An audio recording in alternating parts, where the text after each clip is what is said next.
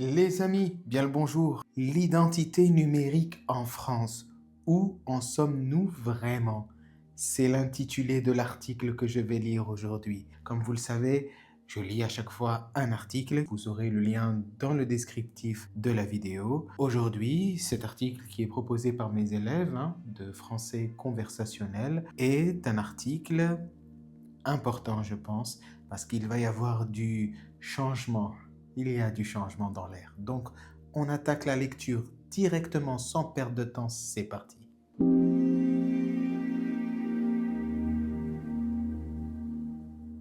10 points essentiels pour comprendre ce changement national qui va avoir lieu sans aucun doute.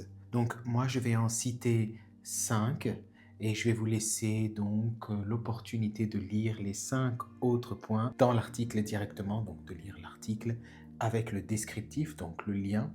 L'identité numérique n'est plus une idée lointaine ou abstraite. Elle fait progressivement partie de la vie quotidienne en France, poussée par le progrès technologique, la réglementation européenne et un fort désir de simplifier les interactions administratives. Pour beaucoup de gens, le concept reste peu clair. Cet article explique l'état actuel de l'identité numérique.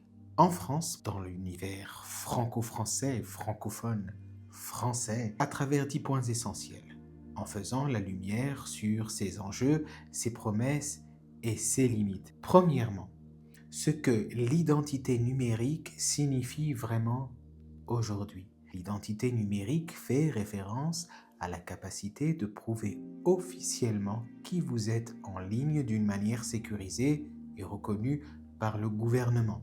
Il remplace de plus en plus les documents physiques tels que les cartes d'identité en plastique, ce qui rend les procédures, par exemple quotidiennes, plus rapides, plus sûres et plus faciles à réaliser, sans avoir besoin d'une vérification papier ou en personne.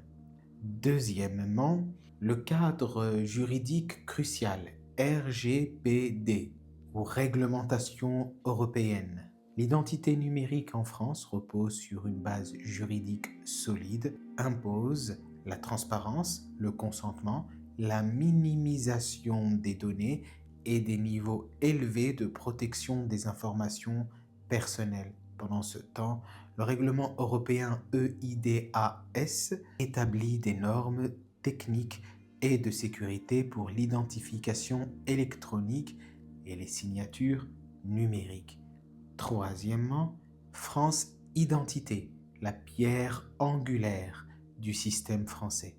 France Identité est l'application officielle du gouvernement permettant aux citoyens d'avoir une carte d'identité récente, de créer une identité numérique sécurisée. Il prend en charge la vérification d'identité pour les tâches administratives, les procédures bancaires et les services en ligne. Sa certification 2024 en tant que solution de haut niveau de sécurité selon les critères de l'UE marque une étape majeure vers une intégration européenne complète. Qu'est-ce qu'on constate avec ça? Qu'on a vraiment méprisé les conspirationnistes et les complotistes qui, depuis des années, nous ont prévenus que nous allons passer à ce type de procédure. Mais voilà, ce n'est pas que je leur jette des fleurs, c'est tout simplement que quand même il faut écouter les gens quand ils parlent, quand ils disent, quand ils émettent un avis, une intuition, une sensation et qu'ils prédisent des choses. Il faut les écouter, je pense. Il s'avère que il y a quelques années, je voyais des vidéos sur des gens qui prédisaient donc une telle évolution et on se moquait vraiment ouvertement d'eux alors que au final c'est exactement ce qui se passe aujourd'hui. C'est clair. Bref, peu importe, on va continuer de surveiller l'évolution ensemble, bien évidemment, en français, bien évidemment. Donc, qu'est-ce que vous allez faire? Vous allez vous abonner. Abonnez-vous à la chaîne, comme ça nous pouvons échanger ensemble. Donc, par commentaire ou alors en rendez-vous. Donc il suffit de cliquer sur le bouton s'abonner, sur la cloche. Vous aurez toutes les nouvelles notifications de toutes les nouvelles vidéos sur divers sujets proposés par mes élèves eux-mêmes, mes élèves de français conversationnels qui me suivent sur cette chaîne. On continue donc avec le quatrième point. Le prochain portefeuille d'identité numérique européen. L'UE développe actuellement un portefeuille d'identité numérique unifié, destiné à être utilisé dans tous les États membres. Il permettra aux citoyens de stocker leur carte d'identité, leur permis de conduire, leur diplôme, leurs documents professionnels et plus encore, puis de les utiliser partout en Europe. Il va y avoir ce type d'évolution, maintenant c'est parfaitement clair, et nous allons attaquer le cinquième point pour aujourd'hui. Pourquoi la France a progressé plus lentement que d'autres pays? Parce que dans d'autres pays, vous le savez, ça part vite, ça a évolué très vite, notamment en Chine. Comparé aux pays nordiques ou baltes, la France a hésité pendant des années. Les premiers projets des années 2000 ont été arrêtés en raison de préoccupations concernant la centralisation et les risques liés à la vie privée.